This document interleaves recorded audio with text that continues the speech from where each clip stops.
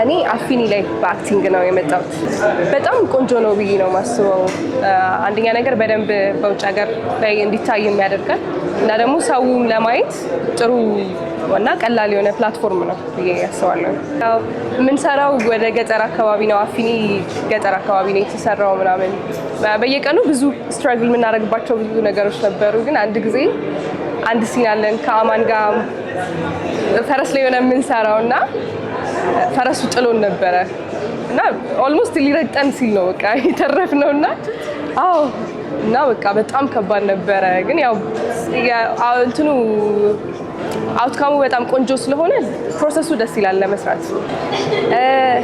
እንግዲህ እግዚአብሔር በዚህ ስላደረሰኝ አመሰግናለሁ። ያው ከዛ በተረፈ ዘታሪያን የአፊኒ ፊልም ዳይሬክተር እሱ ነው ካስት ያደረገኝ ይህን እድል የሰጠኝ። ምክንያቱም የመጀመሪያ ነው ፊልምም ስሰራ እና እሱን በጣም አመሰግናለሁ እና ቤተሰቦቼን በጣም አመሰግናለሁ ስለፈቀዱልኝ እንድሰራ ፊልም።